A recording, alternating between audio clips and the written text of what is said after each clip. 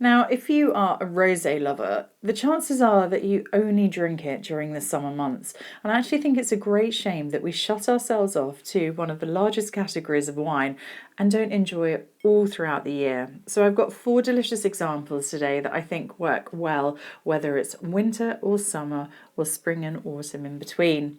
So let's have a little taste and see what you think. This is a wine from Puglia. It's a Susumaniello. I love saying that word. Susumaniello is a beautiful red grape that's indigenous to Puglia and you don't see very much of it. Here it's been made into a beautiful rosé, so they've just lightly pressed and got this gorgeous light extraction. And this isn't about a big, heavy, overblown wine. This is going to be fresh and light, and I'm really looking forward to tasting it. It's got a very pretty nose, just a little bit of raspberry, wild strawberry.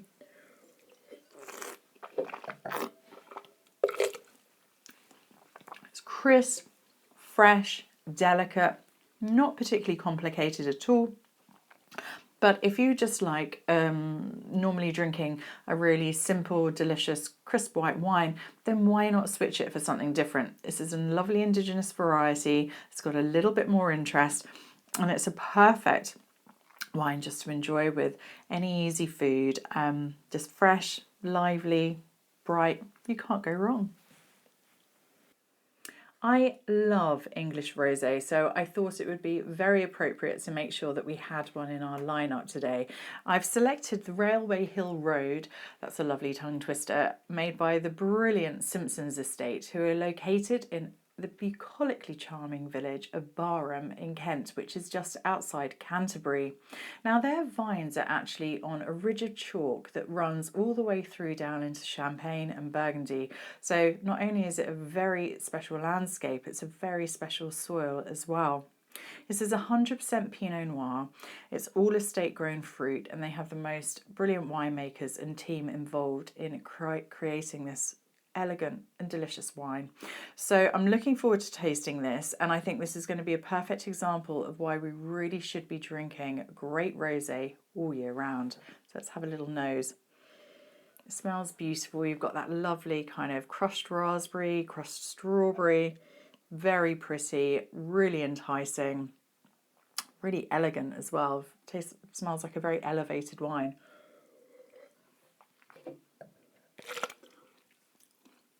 And that all comes through.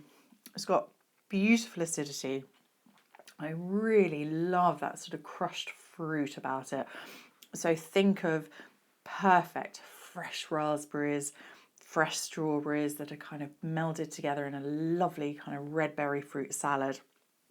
But it's got lovely acidity and structure too. So very kind of poised, very elegant. It's a very gastronomic wine. I think this would work well if you really enjoy a very good Sancerre, for example. I think this would be an absolutely brilliant switch.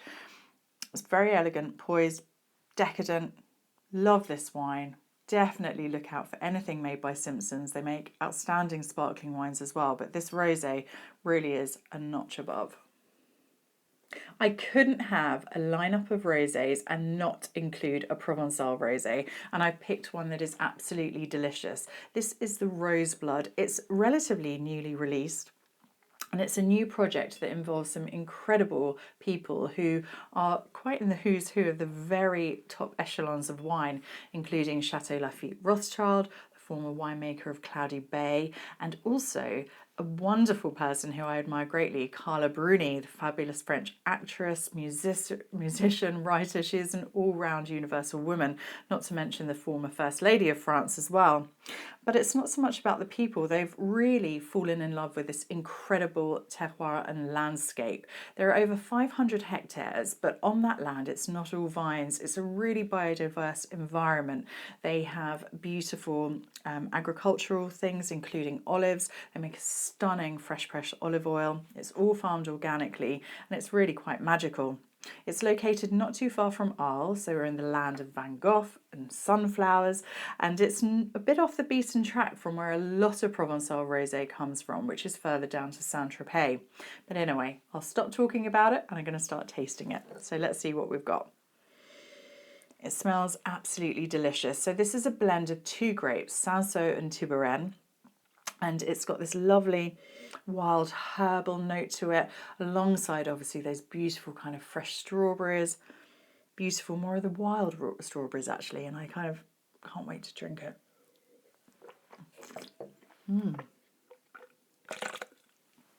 Wow, there is a lot going on here. It's got a really nice weight and texture to it. This isn't delicate, forgettable wine. This is a wine of great structure and elegance. So you have those lovely strawberry, raspberry, fresh notes, but there's a nice zestiness to it too, with beautiful acidity and a really good weight as well. It's a wine that you would enjoy with many foods, but if you had a lovely Sunday roast with some lemon roasted chicken that's maybe got some fresh thyme in there as well, I think this would be a perfect accompaniment. So it's very elegant. And that wine pedigree really comes through because they're making something that is very enticing and something I would want to drink all year round. For my final wine, we are in Italy, specifically around the area of Lake Garda, very close to Verona. This is the Y by 11 Minutes by Pasqua. It refers to 3 grape varieties that are used in this. There is some Corvina, some Trebbiano, and also some Carbonari. So the Carbonari should give it some structure. The Corvina is a grape variety that's used primarily in Valpolicella, and the Trebbiano is going to add a little bit of, I think, a bit more delicacy to it, but it's going to be really exciting to taste it.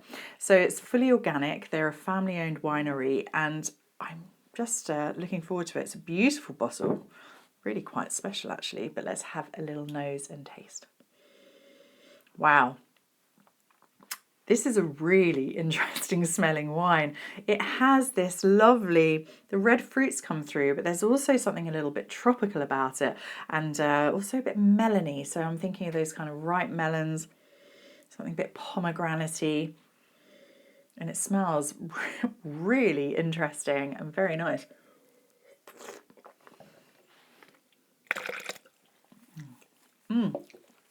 Wow, beautiful, lovely acidity. There's a nice kind of richness to the mouthfeel, but that acidity keeps it very fresh and very uplifting. It would definitely be quite a gastronomic wine. So you have those beautiful strawberries, raspberries, a little bit of red currant, definitely that kind of more softer, rounded edge from something almost a bit peachy, nectarine as well. It's got a really good structure. So by that I mean there's a lovely harmony between the acidity and the alcohol, and there's no tannins there, but it's this really good body to it.